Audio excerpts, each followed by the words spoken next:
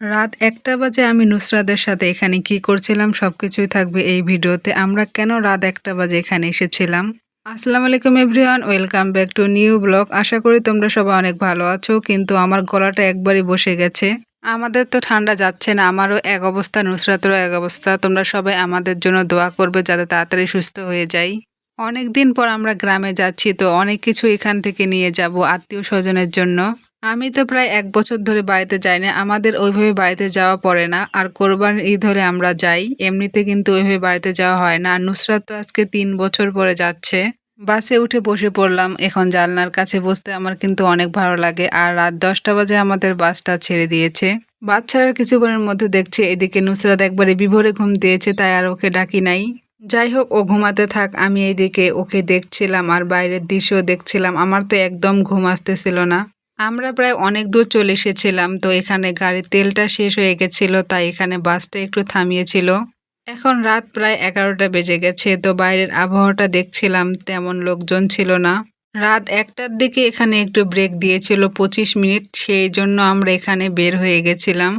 তো এখানে তেমন কোনো বাস ছিল না, শুধু আমাদের বাস ছিল আর কয়েকটা বাস ছিল, তাই আমি একটু ভিডিও করে দিয়েছিলাম নুসরাতকে। কিন্তু ও বুঝতেই পারেনি যে ওর ভিডিও করছি, আর একদিকে দেখো পাগল হয়ে গেছিলাম। আমিও বুঝতে পারিনি যে ও ভিডিও করছে।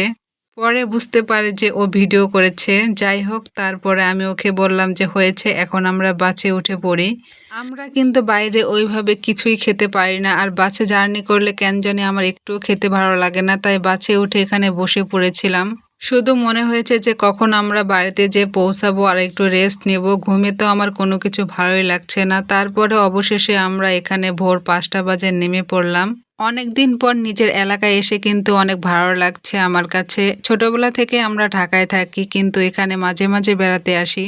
এখানে তো ভ্যান নিয়ে নিলাম আমাদের জন্য, তো দেখো এখানে সবকিছু ভালোভাবে এখানে গুছিয়ে নিয়েছিল। এখন আমরা ভ্যানে চড়ে বাড়িতে চলে যাব। আমাদের যেতে এখান থেকে একটু ১ ঘন্টা সময় লাগবে। তারপর এই তো আমরা ভ্যানে উঠে পড়লাম। তোমাদের ওইদিকে কি এই ভ্যানগুলো আছে? থাকলে অবশ্যই কমেন্টে জানাবে। তো ভ্যানে উঠে এখানে আমরা রওনা দিয়ে দিলাম। এইদিকে আমার বোন তো বসেছিল আমার সাইডে, ফোনটা ধরে বললাম যে পড়ে যাবি। তারপর এইদিকে আমি সুন্দর করে পা দোলাচ্ছিলাম। পা দোলাতে কিন্তু আমার কাছে কিন্তু অনেক ভালো লাগে। তোমাদের কাছে কেমন লাগে অবশ্যই কিন্তু কমেন্টে জানাবে। এইদিকে তো আকাশটা একবারে পুরো একবারে মেঘাচ্ছন্ন হয়ে গেছে, যে কোনো সময় বৃষ্টি আসতে পারে। এই সুন্দর রাস্তা দেখতে দেখতে আমরা চলে যাচ্ছি আমাদের গ্রামের দিকে। আমাদের এইদিকে কিন্তু দিনাজপুর হচ্ছে লিচুর জন্য বিখ্যাত, কিন্তু এইদিকে শুধু আমি ভুট্টার ক্ষেত দেখছিলাম। তো ভুট্টার ক্ষেত দেখতে দেখতে আমি চলে যাচ্ছিলাম। অন্যদিন অবশ্যই তোমাদের লিচুর বাগান ঘুরে ঘুরে দেখাবো।